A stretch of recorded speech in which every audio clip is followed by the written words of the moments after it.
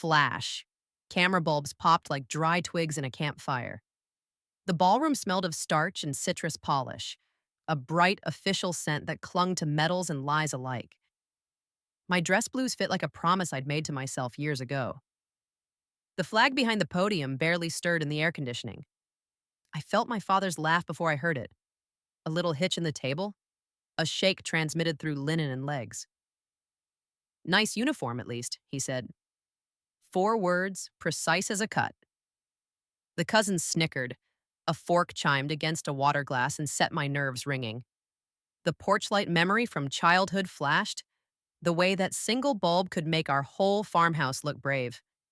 A gavel-shaped tap on the mic. The officiant, Judge Harold Simmons, lifted his notes. His robe had that soft, old paper smell when he passed me earlier.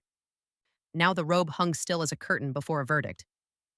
To Major General Anna Reed, he said. The room froze. It wasn't the volume. It was the pronoun and the rank together, like a door opening onto daylight. Major General hit the air and reorganized it. I watched my father blink. Once. Twice. He'd insisted I was retired and small. He'd planned the laugh like a table setting. A hush moved outward from the dais, a slow wave through 100 red faces and blue ties. Someone's perfume, vanilla and something medicinal, lifted and dissolved. A napkin slid off a lap and drifted to the carpet with a faint, apologetic sigh. I felt the brass at my chest warm under the lights, the weight not heavy, just exact. Judge Simmons pivoted, angled to include me and exclude everyone else. For service exceeding expectation and for quiet stewardship, he said, eyes steady. The word quiet struck like a match. Stand and be recognized. Chairs scraped, not all at once. Respect never is. You could hear the life leaving the joke my father had minted. You could hear him swallow it back down and take the burn like medicine. I rose slowly, letting the metal bars settle. The flag's fringe whispered in the HVAC breeze. A bead of sweat trickled under my collarbone, salt and steel on my tongue. I didn't smile. I didn't rescue him. Simmons's gaze passed over my parents and landed on me like a steady hand on a shoulder. General Reed, he said deliberate, we're honored. Then the applause tried to start and died on the vine. Not because they despised me, but because the room had found something holier than noise. The quiet stood for a few heartbeats, clean, tall, undeniable. I held the silence like the North I'd learned to trust in a country that often preferred weather. Later, when the program broke into clusters of small talk and small pride, my father found me near the service doors where the smell of dish steam and lemon cut through cologne. He touched the star on my shoulder with 2 fingers, the way a man checks if a burn is real. You think these make you right? He asked, voice low enough to bruise. They make me accountable, I said. He snorted, a sound like a cluster of nails dropped into a coffee can, and walked away. The wound isn't complicated. I left home at 18 with a duffel bag and a map scrawled on a diner napkin, bus to the recruiting station, then a ride with a woman named Carter who believed in the word East. My grandfather slipped me his compass on the porch, the brass lid engraved with a reed bending over a creek. North isn't opinion, he'd said. His jacket smelled like cedar and the faint smoke of an old pipe. My mother watched from the doorway, arms folded. Pride never showed on her. Accommodation did. Right, she said. I did. She didn't write back, not then. My father waited until the truck's tailpipe coughed and the dust settled on my boots. He stood at the edge of the step, one hand on the post where the paint chipped down to gray. Traitor, he said, so soft I could have chosen to mishear. A bird startled in the walnut tree. The leaves shook themselves into a brighter green. I learned to read the map of men like him. Land that rises when challenged, land that floods when seen. I carried the compass anyway. In tents that smelled of canvas and battery acid, in hangars that sang like piano wire, in a Yemen dawn that tasted of dust and tasted of blood, I pressed my thumb to the lid and let the hinge remind me which way was forward. When Grandpa died, the will arrived in an envelope that looked too thin for consequence. A single sentence, neat and spare. The farmhouse is Anna's. She keeps it like she keeps her oath. My parents said it was a joke the lawyer would fix. Lawyers did not fix it. I paid the back taxes from a desert cot with a pen that leaked through the carbon copies. I paid the roofers with hazard pay I didn't tell anyone I had. I learned the lattice of ownership: inspect, insure, winterize, mow. The porch light was on a timer I replaced myself during a September leave, while cicadas screamed like an unending alarm. When I retired, I stuffed the uniform into a moth-proof bag and slid it under the bed. The bag crinkled when I pushed it. I told myself quiet was the last rank to earn. Years sifted. The house stood. So did the silence. My father sent me newspaper clippings with no notes. Our county fair, our high school's losing season, a church picnic where he'd grilled the chicken. I sent him nothing but the certified receipt stamped by a sleepy post office clerk who always asked about the weather where I was. At that ceremony where Judge Simmons said my name like a diagnosis and then like a cure, I felt the compass in my clutch purse, a ridiculous place to keep survival. The lid's edge bit my thumb through leather. The bite steadied me. On the drive home that night, the two-lane blacktop shone with a thin film of mist. The reeds along the creek whispered like older versions of my last name. I parked in the dark by the farmhouse and didn't turn the porch light on. I needed the night to look like what it was: unjudging, exact. In the kitchen, the air smelled of old oak and lemon oil. The window over the sink kept the last smear of dusk like a bruise that refused to fade. I put the uniform on the chair and the compass on the table and sat with my hands flat, the cool lacquer warming under my palms. The house creaked in the way old houses confess. They admit wind and then deny ghosts. The envelope arrived 3 days later, fat with copies, stapled corners like barbed wire. Petition to partition and quiet title: abandonment. The word sat in my gut like a stone. Abandonment, as if absence were hatred, as if service were dereliction, as if the tax receipts were not weekly prayers said with a pen. I set the petition beside the compass. The needle swung, flirted with east to mock me, then settled as if embarrassed by its own wavering. I watched it calm and felt my breath align with it. The porch light clicked on behind me by timer. Its glow slid across the kitchen floor in a long, dependent rectangle. Dust motes rose like a million tiny salutes. The phone buzzed. My brother Tim, the quiet bridge. You home? Yes, they filed. I know. A long pause. I'll stand where truth stands. I stood, opened the cupboard, and took down the file box I'd labeled with my worst habit: proof. Inside, rubber-banded stacks, 10 years of taxes, contractor invoices with coffee rings, photos of the porch before and after I set it straight. I set them in the center of the table in a careful pile that rose like a small city. Then I lifted the dress blues from the chair and draped them over the back, a flag of intent.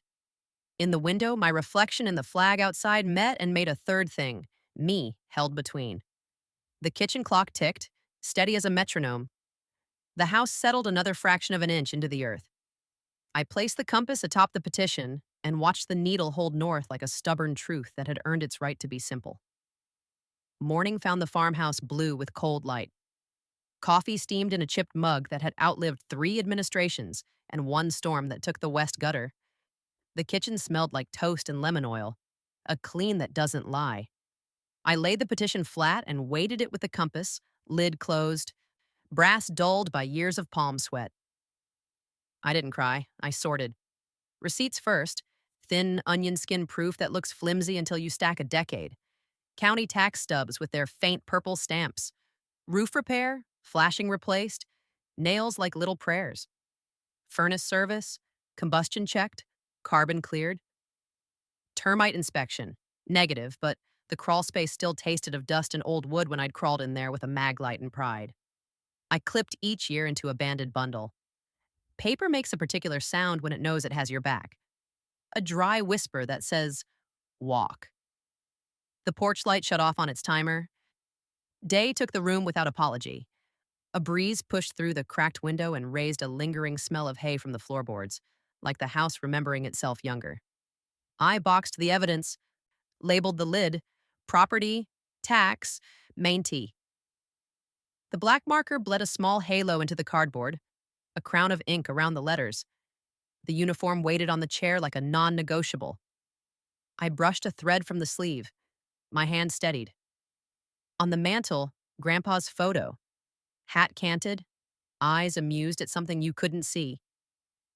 I lifted the frame, blew a film of dust from the glass, and set him where he could watch me pass. He looked as if he approved of gravity. The courthouse notice gave me 10 days. I gave the house 9 hours of work. Leaves swept from gutters. A hinge oiled until it sighed into compliance. A porch board pulled and replaced. The new pine bright as a confession in a row of old secrets. I tightened the porch light's mounting screws. The porcelain base bit my screwdriver and held.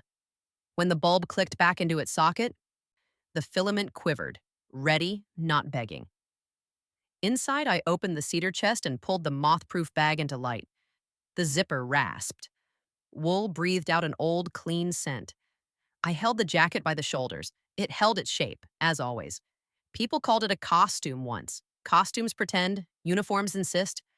I fitted the blouse, the collar cool against my throat. Buttons found their seats with tiny metallic whispers. The ribbon rack sat flush. Rows of color that had once been dust, heat, salt water, jet fuel, night. I slid the compass into the inner pocket. Weight not heavy, exact. The drive into town cut through fields still slick with dew. Crows hopped in the ditch, black suggestions against green. When I rolled down my window at the intersection by the feed store, the smell of cracked corn and diesel braided into something that tasted like home whether I admitted it or not. The clerk at the recorder's office stamped a copy request without looking up. His hands knew stamps the way my hands knew maps. The seal thudded a small verdict. I paid, slid the slip into a sleeve, and walked back into light that made even the courthouse bricks look honest. 2 days later, a courier dropped a second envelope, a lawyer's letterhead fat with intent. Abandonment, emotional distress, partition by sale. The words tried to swell to the size of God and failed. I made tea and set the cup on them until the heat left a circle. Evaporation as annotation. I called Tim. He answered on the second ring, breathless like he'd run to catch something fragile before it fell. "I'm here," he said. "Pretrial is Thursday. I'll be early." He didn't ask if I'd wear the uniform. He knew North when he felt it. Mini turn. That night, the power hiccuped. The house sighed into dark, then caught itself. The porch light flickered and held. In the quiet, my phone lit with a single message from Mother. "Please don't escalate." The words were a tiny set of hedge clippers aimed at a forest. I stared until the screen dimmed, and the compass in my pocket warmed from my skin, not from any need it had to be righteous. On Thursday, I parked in the far lot, the one with the sycamore that drops bark like old paper. The courthouse steps smelled faintly of wet limestone. Inside, the hallway's waxed floor held the scent of citrus and bureaucracy. Shoes clicked. Whispered arguments torqued the air in small, invisible knots. Eileen stood at the end of the corridor in a beige sweater, the color of surrender. Her hands were knit together under her bag, knuckles pale. When she saw me, her eyes did a quick, private thing. Fear, pride, a ledger balancing. She glanced toward the door where my father waited, jaw set, tie cinched an inch tighter than necessary. He liked ties. They made him feel like the hallway obeyed him. He looked at my shoulders. He looked at the brass. He looked at the compass chain disappearing into cloth like a vein. "Nice uniform," he said to the wall between us. I didn't give him my eyes. I gave him the evidence box and the clerk, and a nod that said, "Process, not performance." The clerk led us to a conference room that smelled like dry eraser and coffee gone cold. I set the box down. Paper edges whispered as I opened the lid. The receipts didn't posture, they simply existed. Their lawyer, angular, earnest, a man whose watch beeped on the hour, cleared his throat like a metronome. "We believe the record shows abandonment." I slid the first stack across. 10 years of taxes. Signed, cleared, bank stamps. He blinked. His watch beeped. He silenced it and read. The room changed shape around the sound of his eyes moving. "Maintenance knockers," I said. "New heater, septic pump. Roof flashing photographs with date stamps baked into the corner." The smell of damp plaster rose up with the memory of that leak. I let it pass through me. Insurance binder, I added. Lapse, 0 days. He nodded despite himself, a reflex you couldn't hide if your conscience still had cartilage. Noted. The judge's clerk opened the door, peered in, took the temperature of the room with her eyes, and said, "Hearing in 20." I stood to rebutton my jacket. The act felt like tuning a stringed instrument, tightening until pitch sat true. When I caught Eileen looking at the compass chain at my pocket, she looked away and smoothed her sweater hem, as if that could erase the last 20 years. Tim arrived then, blue shirt, coat in hand, breath visible from crossing the plaza. He stalled when he saw the uniform. You could hear the hinge turn in his chest as something aligned. He touched 2 fingers to the brim of nothing in particular. Half salute, half sorry. "You look right," he said. "We'll be okay," I answered. He looked past me at our parents. Douglas refused his eyes.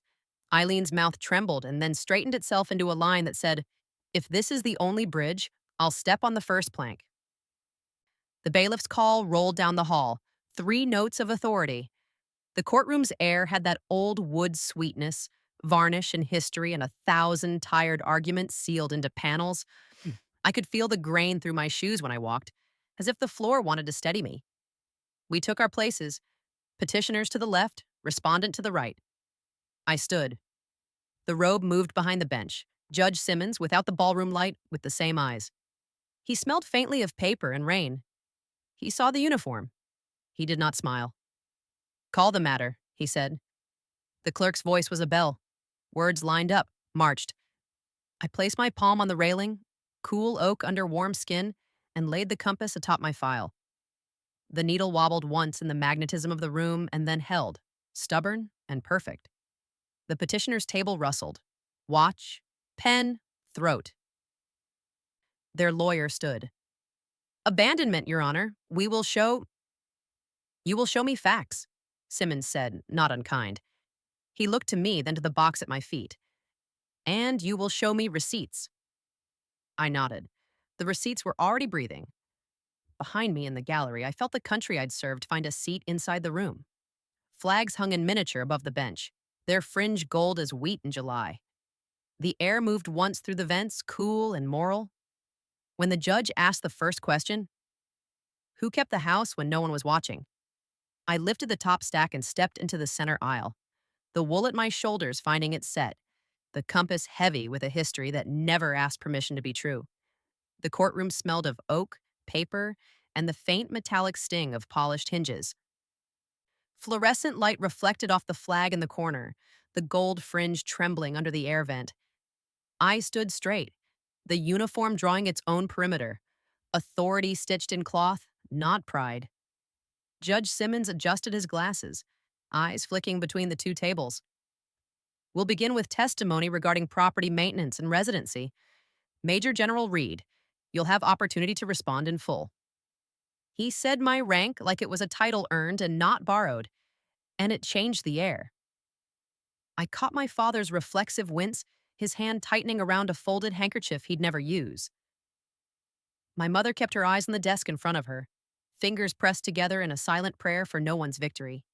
Their lawyer, a young man named Connors, too polished, too eager, rose, straightened his jacket, and smiled with the smugness of someone who mistook experience for age. "Your Honor, the petitioners contend that Miss..." He paused for dramatic error. "That Major General Reed has not resided in the property in over 20 years. She effectively abandoned it, and by state statute, forfeited rights of claim." He said abandoned like it was a curse. I said nothing. The compass in my pocket pressed flat against my thigh, the lid's engraving warm from body heat. It steadied me more than any cross-examination course could. Connors turned his attention toward me. "Isn't it true, General, that you left this town at 18 and never returned for more than a few days' visit?" "Yes," I said. "And during that time, I paid for every shingle that didn't fall." He smiled like I'd given him an opening. But you admit you weren't physically here." "I was serving my country," I replied, "and paying property tax on time. You can confirm that in Exhibit B." The clerk slid a folder across the bench. Receipts, signatures, cleared stamps, factual, unpretentious. The paper smell cut through the lawyer's cologne. He shuffled, frowned, recalculated. Judge Simmons leaned forward slightly. Counselor, are you disputing the payments? Connors hesitated. No, Your Honor, but the question of intent remains. She did not inhabit the dwelling. Simmons's tone flattened to patience. Neither does a lighthouse keeper when he's at sea. Continue. A quiet ripple passed through the gallery, suppressed chuckles, mostly veterans and locals who'd followed the Reed family saga like weather. My brother Tim shifted in his seat 2 rows back, chin raised in quiet support. His hand touched his chest pocket. He'd brought Grandpa's folded letter there, the one that willed the house to me. I could see the crease of its corner against his shirt. Connors coughed and adjusted. Let's move to upkeep then. Did you personally perform these repairs? Sometimes, I said. When I was home. And when you weren't? I hired and paid contractors. Receipts, pages 6 through 12. He flipped. His watch beeped on the hour. He silenced it with a clumsy thumb. So you outsourced care? No, I said evenly. I ensured continuity. He blinked. I added, the roof doesn't care who hammers it, counselor, only that it holds. Judge Simmons looked down, hiding a half smile. Mini turn. Connors stepped aside. My father rose unexpectedly. Your Honor, may I speak? Simmons hesitated. You're listed as petitioner. Make it brief. My father faced me, not the bench. She left us, he said. Left her mother. Left her family. Left this house. 20 years of silence, and now she shows up in a uniform like it means she never left. The words struck with no venom, just fatigue disguised as anger. The courtroom's air shifted heavier. My mother dabbed her eyes with a tissue, her shoulders shrinking. I didn't flinch. I left to serve, I said, voice steady but soft. The house was never abandoned. I just took the country with me. He opened his mouth, closed it, looked at the flag behind the judge, and sat down. Simmons turned to me. Major General, you have supporting documentation? Yes, Your Honor. I lifted the box from beside me, the cardboard heavy with proof and years. The bailiff carried it forward. The sound of its landing on the bench was solid, like a gate dropping. One by one, I laid the items out. A contractor's invoice signed in faded blue ink, dated the month after Grandpa's passing. County tax statement stamped paid across a decade. Utility bills showing 0 lapses, the ink browned from time. Insurance policies renewed like clockwork, my name clean and constant. Each document thudded softly as I set it down, a rhythm of evidence, patient and unarguable. When I finished, the pile stood taller than the petition packet. The symbolism didn't need translation. Connors looked pale now, eyes darting toward his clients as if asking for retreat. Douglas Reed stared at the table, jaw rigid, hands clasped like he could squeeze a younger version of himself back into existence. The judge gestured to the compass visible at my pocket. Major General, that's quite an emblem. Care to explain its relevance? I removed it slowly, thumb tracing the worn brass lid. It belonged to my grandfather, sir. He gave it to me when I enlisted. He said north isn't a direction, it's a decision. The judge nodded, thoughtful. Did he leave you the property as well? Yes, Your Honor. He believed I'd keep it upright. And did you? I looked toward my father, then back at the judge. The porch still stands, sir. That's all the answer I have. The judge turned to the clerk. Mark all evidence submitted. The gavel didn't strike, but his tone had the same effect, final enough to shift the temperature of the room. Connors cleared his throat again, desperate. Your Honor, we still assert that emotional abandonment. Simmons raised a hand. Save that for the next motion. For now, I see tangible stewardship, not dereliction. He leaned back, eyes on my father. Mr. Reed, do you dispute that your daughter has maintained the property's taxes, insurance, and repairs? Douglas hesitated, thumb rubbing his wedding band. His voice came low, frayed. No, Your Honor. Then what exactly do you claim she abandoned? Silence. The clock ticked above the flag, its hands moving like slow artillery. Finally, he said, "Us." The sound cracked through me, not as accusation, but confession. The judge's gaze softened. "This is a court of law, Mr. Reed, not reconciliation. But maybe those two aren't always strangers." He tapped the desk once. "Recess, 15 minutes." The bailiff's voice carried, "All rise." Everyone stood. I remained still until the gavel's echo flattened into quiet. My knees didn't lock. My pulse didn't sprint. I let the stillness wrap itself around the uniform like another layer of armor. Outside the courtroom doors, sunlight slanted through the tall windows, dust floating like slow applause. Tim approached, his tie loosened. "You hit him with facts, not fire," he said. "That's the only language he taught me to respect," I answered. He nodded toward my pocket. "Compass still true?" I flipped the lid. The needle wavered under the glass, steadied, and faced north. Tim smiled faintly. "Then you're not lost."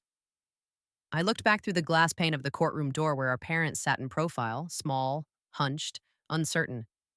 "No," I said quietly. "Just heading home the long way." As the recess bell faded, Judge Simmons paused at the bench, glancing toward my uniform with a faint recognition, the kind of look that said he knew the headline before I did. The courthouse cafeteria smelled like burnt coffee and overworked air vents. Soldiers learn to breathe stale air with grace, lawyers don't. I took my cup black and found a corner table where the sun pooled like honey through the tall windows. The compass sat beside my tray, lid open, needle steady despite the metal chaos of the city around it. Tim joined me, hands wrapped around his own cup. "He's scared," he said softly. "Of losing? Of looking small." "He's already done that," I said, and took a slow sip. The bitterness felt clean. Across the room, Connors the lawyer gestured dramatically over a file, his watch flashing like an emergency beacon. My mother sat behind him, posture careful, as if she could steady the case by stillness alone. My father wasn't there, probably outside, pacing, building another argument he'd never win. When the recess bell chimed, I snapped the compass shut. The lid clicked, a sound as final as any gavel. We walked back to the courtroom through corridors lined with portraits of judges who'd aged into myth. The air smelled faintly of lemon wax and cold stone, a mix of ceremony and consequence. The flag at the end of the hall caught the sunlight from the high windows, the fabric alive and trembling like a heartbeat. Inside, my father had returned, standing near the front with that farm shoulder stiffness he wore like heritage. He didn't sit. Judge Simmons entered with the quiet authority of someone who had decided more truths than he'd ever admit aloud.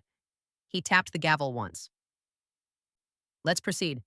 Connors launched into closing motions too early, words polished but hollow. "Your Honor, this case isn't about taxes. It's about belonging. The property—" Simmons raised a hand, cutting the air like a clean blade. "Belonging is earned through action, Counselor. Continue if you have evidence." Connors faltered, papers trembling. "We don't contest her payments, only her presence." The judge's eyes slid to me. "Major General Reed, would you like to respond?" I rose. The uniform caught the light. I heard the faint intake of breath from the gallery. My mother's eyes darted down, then up again, unable to decide which posture was safer. "I was present," I said. "Every bill, every storm, every shingle replaced was presence. Sometimes presence isn't physical, it's stewardship." Connors exhaled sharply. "That's a nice speech." "General, but this isn't boot camp." "No," I said evenly, "it's a court. That's why I brought proof instead of noise." He tried to laugh it off, but no one joined him. The silence after his chuckle felt like a verdict. Judge Simmons nodded slightly, then leaned toward his clerk. "Enter this into record. Major General Reed maintained consistent fiscal responsibility with no lapse of duty. The court recognizes her as the legal custodian of the Reed property." My father's head turned, slow as the grinding of old gears. "Custodian," he whispered, the word tasting like rust. I faced him directly for the first time. "Yes, sir. Custodian. Same word they used for Grandpa when he guarded the armory. It's what we call people who keep things safe for others." His mouth worked, but no sound came. Simmons's tone softened. Mr. Reed, you raised a soldier. You may not like what that means, but this court does. Mini turn. The clerk handed the judge another folder. Background verification, public service record. Simmons flipped through the pages, eyebrows lifting slightly. He looked up at me with that slow recognition, the kind that changes the gravity in a room. Major General Reed, he said, you're the same officer who coordinated the rescue during the 2015 Aden evacuation, correct? I hesitated. Yes, Your Honor.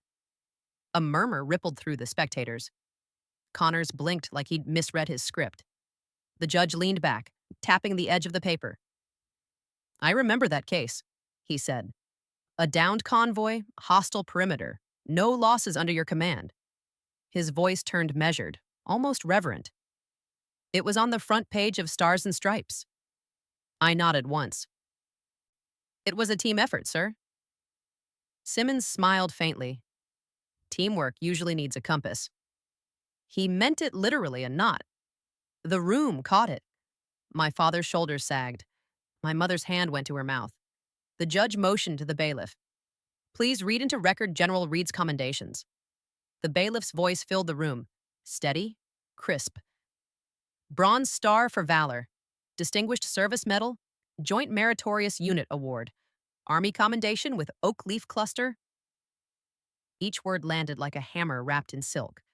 The gallery quieted, breaths aligning unconsciously to the rhythm of the reading. The echo of medals spoken aloud, not shown, carried a different kind of gravity, earned silence. When the list ended, the judge closed the folder and looked at my father. Mr. Reed, do you wish to proceed with your claim? My father didn't answer right away. The courtroom waited. Outside, a siren wailed, faint and far away, then faded. Finally, he shook his head. No, Your Honor, I think I've said enough. His lawyer's pen froze mid-note. The air felt lighter, and yet it pressed on everyone at once. The judge nodded once, as if he'd expected it. Then the petition is dismissed with prejudice. The property remains in Major General Reed's possession. He turned toward me. You've defended more than a home today, General. You've defended the idea that quiet diligence is its own kind of presence. I saluted him. Small, respectful, unscripted. Permission to stand down, sir? He gave a rare smile. Granted. The gavel struck once, sharp, final. The sound cracked through the courtroom like thunder without rain. People rose not in noise, but in acknowledgement. Chairs scraping softly, feet aligning, posture assembling without command. It wasn't applause, it was something purer. The collective instinct to stand. The compass in my pocket pulsed with warmth against my palm, the brass lid trembling faintly as if echoing the soundless salute of the room. My father stayed seated at first, his hands trembling slightly on the edge of the table. Then, slow and awkward, he rose too. Not for me, he wasn't ready for that, but for what he finally saw. The flag behind the judge caught a draft and lifted once, its movement reflected in the glass of the courtroom's high window. I closed my eyes for a heartbeat and let that rustle be the applause I never needed. Outside, when the doors opened, sunlight fell straight through the hallway like forgiveness finding its way through dust. Tim caught up beside me. You didn't even flinch, he said. I've faced worse crossfire, I said, half smiling. He looked back through the glass door, our parents still inside, frozen between shame and understanding. You think they'll ever come around? They already started to stand, I said. That's how every march begins. We stepped into the light. The compass in my pocket found north again. Steady, unashamed. Heat rolled off the courthouse steps like breath from a tired horse. The flag over the plaza snapped once, then luffed, the sound clean as torn paper. I loosened my collar and let the day touch the skin the uniform had caged. The compass in my pocket ticked against my thigh with each step. Just weight, just truth. Back at the farmhouse, the porch boards complained under my boots, old wood arguing with new resolve. I set the evidence boxes on the kitchen table. Paper sighed. The house answered with a long, dry creak, the way old structures confess and then forgive. I changed.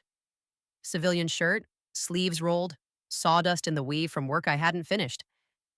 The uniform hung on the closet door like a calm witness. Outside, cicadas cranked up their engines.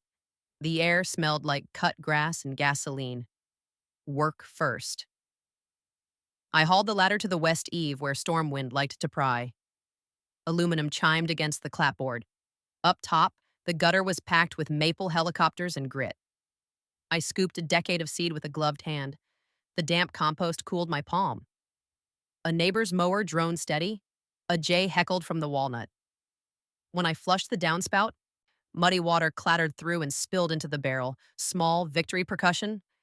I moved to the porch light. The porcelain base sat firm from last week's tightening. I unscrewed the bulb, wiped the film of pollen from its glass with the hem of my shirt, and screwed it back in until the contact kissed. The filament gave a hopeful glint in the daylight, like a runner at the blocks.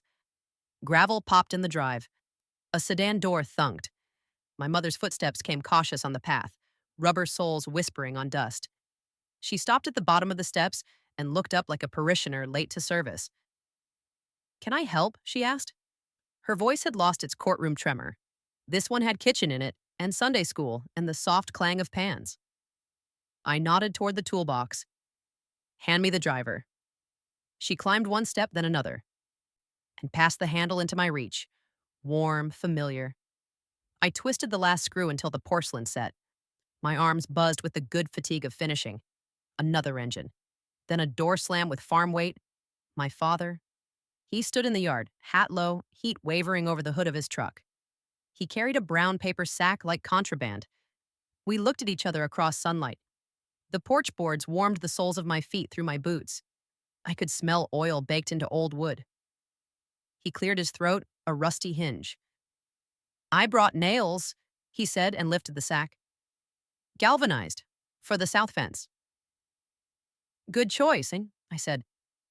He climbed the steps, boots finding the spots he'd worn in when I was 8 and thought the porch was a ship.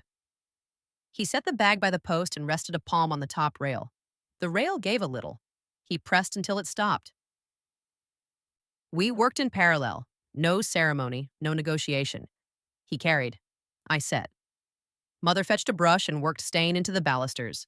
The bristles whispered. The smell sweet and solvent true. The three of us moved like people who knew the choreography and had forgotten the music. At noon, Tim's truck rattled in with plywood and jokes. He stacked the sheets in the shade, then vanished around back with a hammer, whistling a tune that had no patience for sorrow. The day settled into labor. Measured, absorbing, the clock replaced by task. At 3, thunder grumbled low, a summer tantrum. The sky bruised over the ridge, then thought better of it and moved east. In the holler's hush that followed, the wind turned and walked the porch from end to end, lifting sweat from my neck. The compass pressed cool, then warm, then steady again. We broke for water at the kitchen sink. The tap sputtered, then ran cold and iron sweet. My father leaned on the counter like he'd forgotten furniture could be trusted. He watched the drops on the rim find gravity. He worked his mouth. No words presented themselves that weren't heavy with years. I let the silence hold us up. Silence can be a jack. "Dinner?" my mother asked, voice tentative. "Here, I said. Simple." We cooked like a unit that had lost radio and kept formation. She chopped. I seared. Tim salted. My father fetched plates from the high shelf without being asked, enamel clinking like small bells. The kitchen smelled of onion and pepper, and the forgiveness butter sneaks into a pan. We ate at the table that had borne arguments and mourning, and the petition that died before noon. Forks touched plates. The fan ticked a rhythm overhead, slight wobble, steady courage. Moths battered at the screened window like clumsy prayers. Halfway through, my father pushed his plate back an inch. The chair crackled under him. He reached into his pocket and set something on the table with care. A thin brass plate, oval, with 2 screw holes and a faint engraving softened by thumb and time. It caught the pendant light and threw a small rectangle of warm onto the wood. "Found this in the barn," he said. "Your granddad took it off when the leather rotted. Plate from the compass case." I wiped my fingers and lifted it. The engraving was shallow but legible. Letters worn to suggestions. James Reed, due your north. The metal felt warm from his hand, cool from mine. I imagined the original case, cracked, lined with dust, keeping faith anyway. I can mount it, he said, if you want. I do, I said. He nodded, relief ghosting his shoulders. Maybe you did good, he added, almost to the plate, almost to himself. Not a surrender, not absolution, something true enough to stand. We finished in quiet. Mother cleared, her movements efficient, her breath even. She followed me to the den while I pulled the journal from the drawer and traced the day into it. Fence, gutter, light, the way thunder reconsidered, the way a brass plate changed temperature under 3 different hands. She hovered near the doorway, hand on the jamb, as if ready to leave and ready to stay. You always wrote, she said. When I had to hold something still, I said. Do you have to hold us? She asked. Not today, I said. Today you held out your hand. Her eyes brightened, then steadied. Your grandfather would be proud. He taught me north and discipline, she said, and softer things. We're learning those now, I said. The sun dropped into the cottonwoods out back. Their leaves flashed silver like coin and then settled. The porch light timer clicked. The bulb came alive in the early dusk with a small, faithful hum. I stepped onto the porch and flicked it off by hand. The switch was cool. The click felt like a promise with skin on it. Tim wandered up with 2 bent nails in his palm. South fence holds, he reported. The gate sounds less haunted. We stood side by side, watching the road settle into evening. Crickets tuned up. Fireflies stitched green handwriting across the yard and then erased it. The house seemed to breathe, siding ticking as it gave up the day's heat. My father joined us, wiping his hands on a rag with a grease ghost that would never come out. He leaned on the post and looked where I looked, not at me. Veterans Week next month, he said. School's doing a program. I know, I said. They asked me to speak. He grunted. Not disapproval. Recognition. You will? Yes. He nodded once as if approving an order he'd fought, then accepted. The rag creased like a flag forgotten in the wash and found again. We drifted back inside. Dishes stacked. Water roared, then quieted. The house drew night in and put it down in all the right places. In the den, I set the brass plate next to the compass, then unscrewed the lid's tiny hinge screws and fitted the plate on the inside of the case where leather had used to hold. The screwdriver bit and released. The metal snugged up like it belonged. The engraving caught a seam of lamplight and glowed soft. Due Your North looked less like an order and more like permission. On the hall table, the mail sat in a tidy stack. The top envelope was heavy stock, civic seal stamped into its corner. I slid it with my thumb. Inside, a formal invitation on cream paper. Veterans Week keynote, Anna Reed. Theme, service and home. A line at the bottom in blue ink, handwritten, Bring the compass. The porch light thrummed steady behind the glass. The flag out front folded itself gently along the pole and waited for morning. I pressed the compass to the letter, felt brass kiss paper, and knew exactly where I'd stand. The gymnasium smelled like floor wax and popcorn ghosts. Bleachers creaked as the town settled in, denim against aluminum making a soft rasp. Fluorescent tubes hummed high above. The flag at center court hung still, blue deep as a held breath. A brass bell near the stage waited for someone's hand. I felt the compass under my palm, cool lid, worn engraving, while the microphone thumped once and went quiet. I wore the dress uniform again. The wool caught at my wrists. The ribbon bars held their quiet geometry. Heat from the stage light slid along my collar, then eased. I set the compass on the podium, lid shut, needle asleep. In the front row, Eileen with a handkerchief, Tim leaning forward, my father at the aisle, hat on his knees, jaw unclenched in a way I'd never seen in public. A band kid tested a snare, ta-ta-tum, and fell still. The principal spoke names into a hot mic. The judge stepped to the side wing, coat instead of robe, and nodded once. The bell rang, one bright note, and the room's noise folded itself small. I walked to the center mark taped on the wood. My shoes gripped varnish. The varnish smelled faintly sweet, like summer trapped in a gym floor. The standing color guard held rifles, barrels steady, eyes fixed. I lifted a palm to the flag and held it there just long enough for it to matter. No preamble. I opened the compass. The hinge whispered. The needle trembled, then steadied to north as if glad to be invited. I carried this across oceans, I said, voice low enough to make the speakers lean toward me. It told the truth when nothing else did. I let the compass sit. My hands took the edges of the podium. The wood was nicked where decades of speeches had carved their stress into it. My fingertips found the shallow grooves and mapped them without looking. I talked about roofs that don't care who swings the hammer, only that they hold through the night, about taxes paid from tents that smelled like diesel, about letters with no reply and porches that still turned on at dusk. Not once did I say abandonment. The word didn't deserve to stand in this light. Across the bleachers, heads tipped and stilled. A baby fussed once and settled against a shoulder. Folding chairs along the floor made a low complaint when an old Marine shifted his weight, then froze back into respect. The flag's fringe did not move. I reached into the folio, pulled a stack of dog-eared photographs, and fanned them briefly.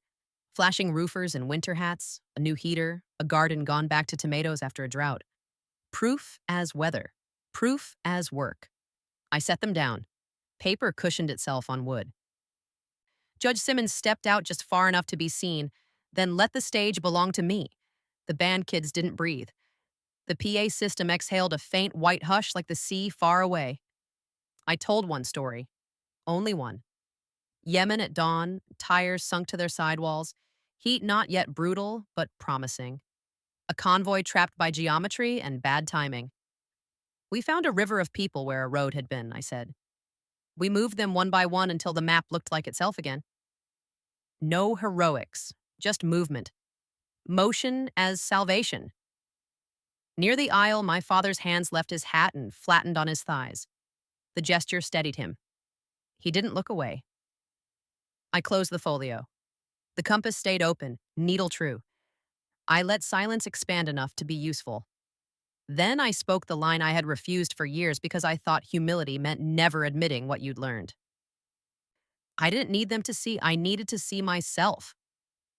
The words went out across the glycerin air and found the rafters. They didn't echo, they hung.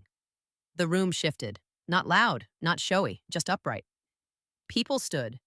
The sound of their rising, bleachers sliding, chair legs scuffing, built from a rustle into a soft, tidal roar, and then subsided into the kind of stillness that makes a pulse sound like a drum in your own ears. I didn't bow. I didn't smile. I closed the compass. The lid clicked, clean, final. The bell rang once more, lightly, as if acknowledging a direction chosen rather than a battle won. The color guard dipped rifles. The flag breathed a millimeter. Judge Simmons moved to the podium, voice warm but formal. He didn't retell anything. He gestured to the crowd and let their posture remain the speech. People sat again only because their bodies remembered chairs. The principal offered a token plaque. I accepted it and set it beside the compass without reading the inscription. Paper and brass made a satisfying duet on wood. After, the gym became a field of small weather. Handshakes, the squeak of sneakers, the bright chatter of children asking for pins. I stayed on the court and let the line form and evacuate itself. A man with grease under his nails pressed my shoulder once and left. A teacher with a lanyard laughed too high and then apologized to the air. A boy looked at the compass like it might tell him the way out of 6th grade. I tilted it so he could see the needle jump and settle. His mouth made a perfect O. He saluted with 2 fingers and ran off before embarrassment could catch him. My father didn't come at first. He lingered by the exit, the gym lighting turning his gray hair to pewter. He watched the flag, then watched my hands, then watched the door like it might give him a script. When the room thinned to neighbors who knew when to leave, he walked across the varnish with a farmer's measured pace, heels barely audible. He stopped just in front of the tape mark. His hat stayed low in his left hand. His right rose, hesitated, and dropped, a half gesture he'd never been taught to complete. He reached for the compass, then pulled back, then pushed his palm flat on the podium as if steadying a ladder step. His mouth worked. No speech arrived. He nodded instead, slow. He held it a beat. He let it mean what words couldn't carry. Then he took a small velvet pouch from his pocket and set it on the podium like a truce offering. He tapped it once with 2 fingers and stepped away. I opened the pouch. A brass disc, newly engraved on the back, gleamed under the gym lights. Just 4 words: forgive, then hold north. The letters were clean, the cut fresh. A faint smell of machine oil lifted when I ran my thumb across them. I unscrewed the compass's backplate, fitted the disc inside, tightened it until brass kissed brass. The tool bit clean, the metal settled without protest. When I lifted the compass, it was heavier by maybe a breath. Just enough to notice. Exactly enough to remember. Outside, afternoon had softened. The air tasted like rain that wouldn't fall till after dark. We crossed the asphalt together. Me, Tim, Eileen. My father 2 paces off the shoulder of our line, like a flanking element finally finding formation. The town sounded itself, truck downshifts, a bicycle chain clicking, a flag halyard ticking its steady code against a pole. Back at the farmhouse, the porch light wasn't on yet, but the glass-cupped sky like a lantern unlit. I turned the switch by hand. The bulb hummed alive and made a coin of gold on the threshold. My father stood in that circle and looked smaller and truer. We ate simple: cold chicken, bread, tomatoes sweating salt. The table's wood was warm from the day. My palms found familiar heat. We didn't toast. We didn't perform. We chewed and passed and listened to cicadas try to outsing the evening. After dishes, I took the compass onto the porch. The brass felt human warm, not stage warm. I opened it. The needle swung and settled, steady as breath. In the yard, the flag caught a faint draft and answered with a whisper. Porch light drew moths.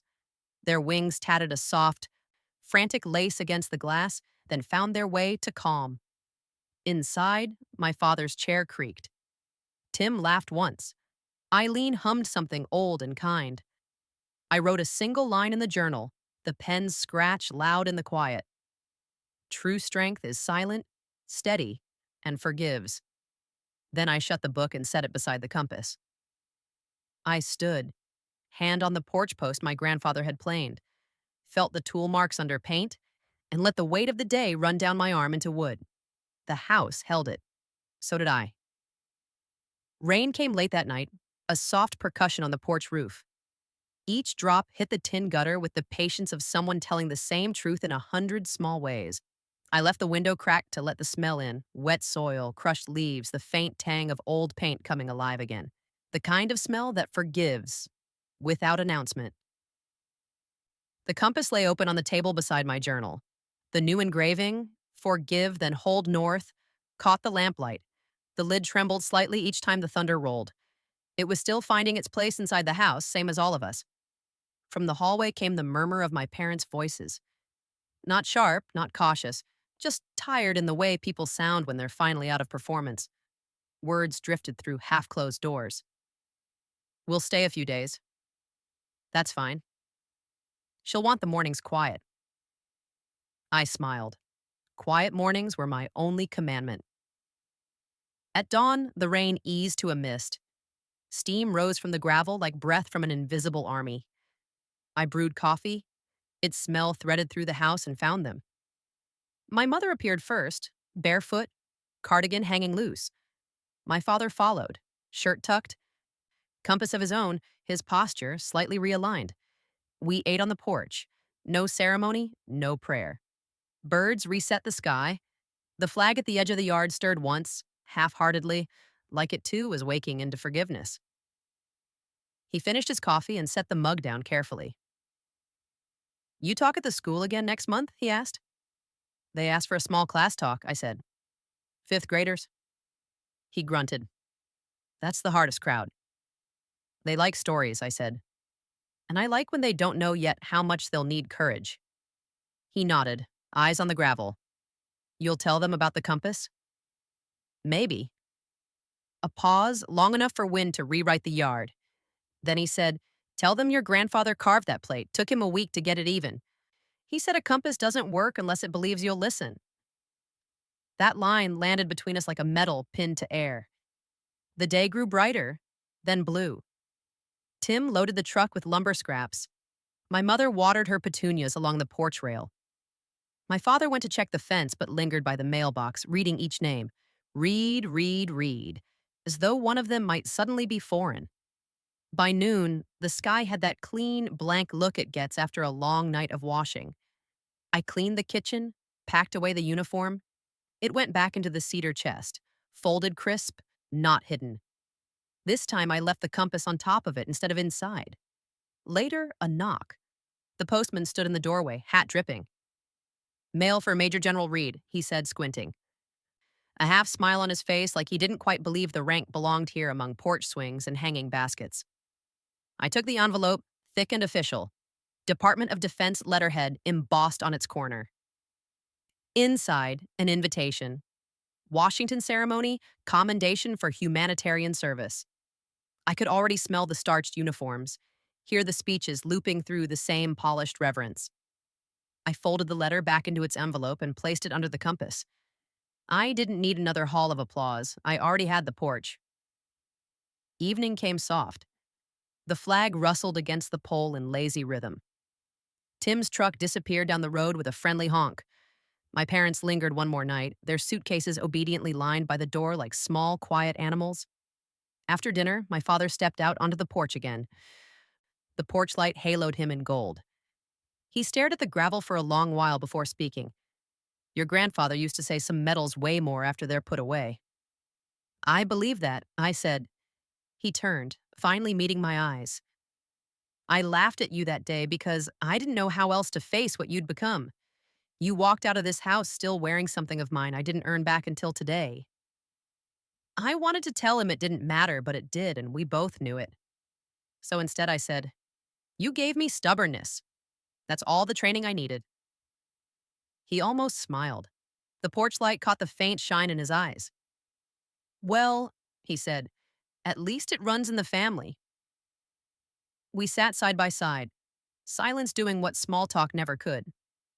The rain had returned barely, thin threads tapping on the railing, silver under the light. He took off his hat and set it between us. For once, he let the silence win. When they left in the morning, the air already tasted of August dust and grass seed. My mother hugged me longer than before, her cardigan smelling of soap and sunlight. My father shook my hand, then pulled me into a brief, surprised embrace that smelled of coffee and rain. He didn't say goodbye, he said, keep the light on when you can. I always do, I said. After their car disappeared past the turn, the porch light clicked off automatically. I left it that way for a moment, let the absence feel earned. Then I flicked it back on. The bulb hummed alive, soft and sure. Inside, I opened the journal again. The pages smelled faintly of wood smoke and ink. I wrote slowly, each sentence a measured march. Duty protects the body. Love protects the soul. Forgiveness keeps both standing. Then, under that, a final line. North isn't where you're going, it's how you walk. I closed the book, pressed my palm flat against its cover until the warmth of my hand bled through the paper. Outside, the wind shifted, carrying the smell of rain-soaked earth and distant cut hay. The flag on the porch pole moved once, then settled into perfect stillness. The compass on the table glimmered in that half-light between day and night. The needle didn't waver, neither did I. I turned off the lamp, left the porch light burning, and walked upstairs. The wood creaked in familiar rhythm, like a sentry counting steps. Somewhere in the house, a clock ticked the kind of steady truth that needs no witness. When I lay down, I thought of the boy at the assembly watching the compass swing to north, of my father's hesitant nod, of a house once divided now, learning the quiet art of standing together. The last thing I saw before sleep took me was the faint glow seeping under the door from the hallway, the porch light reflected through glass, soft as forgiveness itself. If you've ever chosen truth over approval, subscribe for stories about quiet dignity, real reconciliation, and the family you build by living true.